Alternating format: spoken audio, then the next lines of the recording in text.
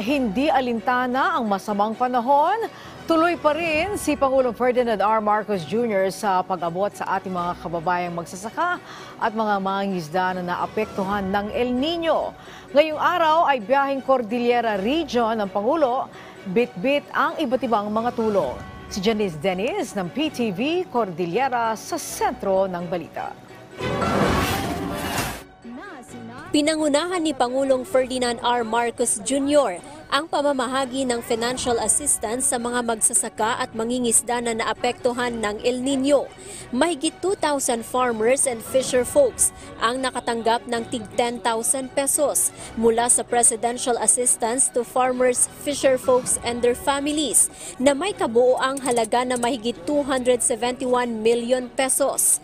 Ipinagkaloob din ng Pangulo ang iba pang interventions tulad ng agri-machinery and equipment, motorized boats at iba pang inaasahang makakatulong para mapataas ang produksyon at kita ng ating mga kababayan.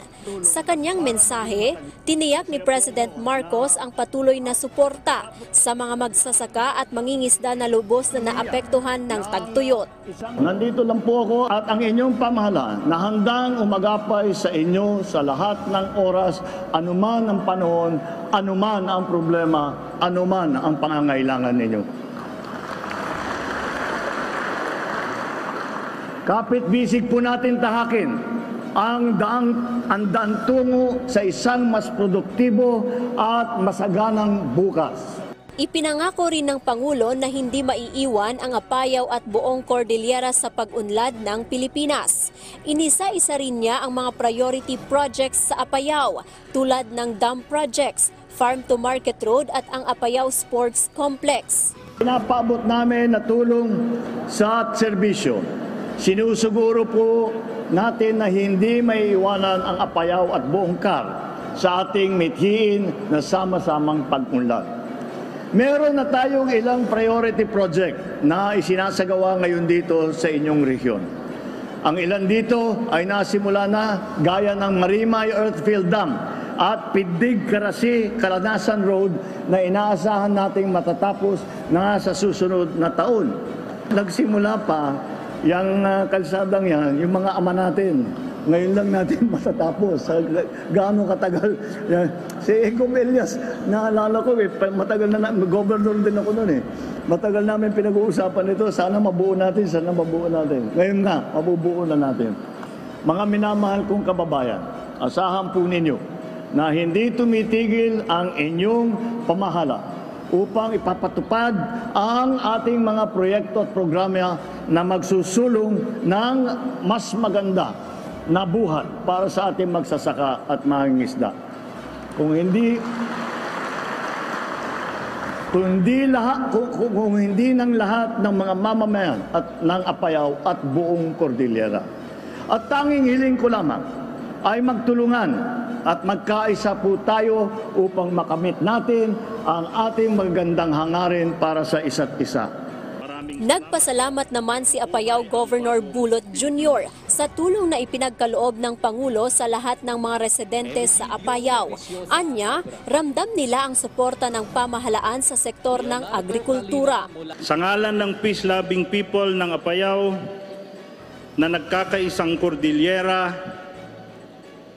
at ng mga makakatanggap ng benepisyo mula sa inyong mahabaging tulong pinansyal, ipinababatid namin ang aming lubos na pasasalamat sa suportang ito. Ang pagbisita ng ating Pangulo at mga gabinete o sekretaris ay nagpapakita ng kahalagaan at suporta ng ating pamahalaan sa bawat sulok ng ating bansa.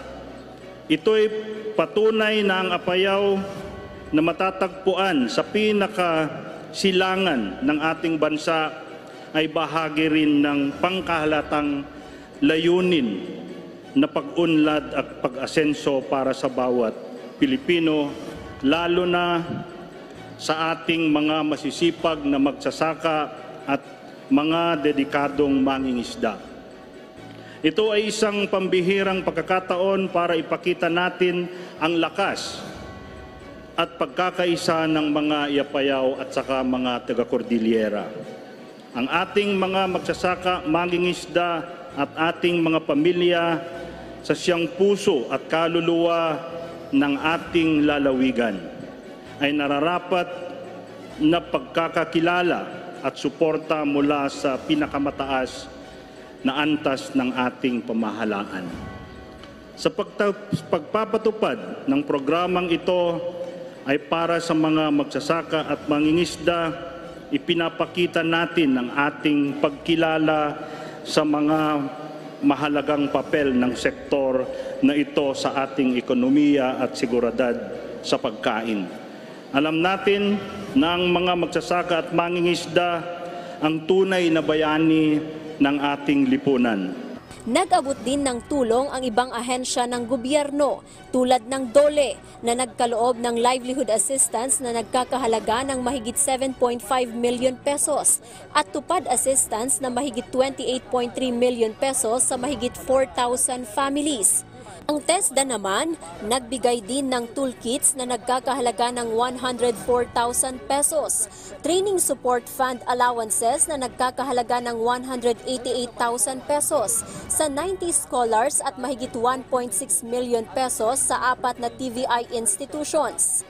May mga binigay rin ng DILG na certification sa iba't ibang munisipyo na nakatanggap ng financial assistance to local government units, support to barangay development program, ang support to participatory budgeting na nagkakahalaga ng 207 million pesos. Itinurn over rin ng National Irrigation Administration ang 13 irrigation projects, kung saan 4 na irrigation projects ang matatanggap ng probinsya ng Apayao. Isa si Roman Alawag sa mga naapektuhan ng El Nino at nakatanggap ng tulong. Anya, mahigit 40,000 pesos ang halaga na napinsala sa kanyang palay. Kaya naman, laking tulong umano ito sa kanya. Maraming salamat po ma'am at malaking tulong sa aming pamilya ma'am. Ang fisher folk naman na ito, lubos na naapektuhan ng kanyang pangisdaan dahil sa El Nino. Ang palaisdaan namin ay nung nagsobra yung tag-init na drought ma'am. Kaya naapektuhan din yung palaisdaan namin. Nagpapasalamat ako ma'am sa tulong na ibinigay ng ating presidente. Sa Cordillera, aabot sa mahigit 28,000 na magsasaka at mangingisda ang apektado ng tagtuyot. Janice Dennis para sa Pambansang TV sa Bagong Pilipinas.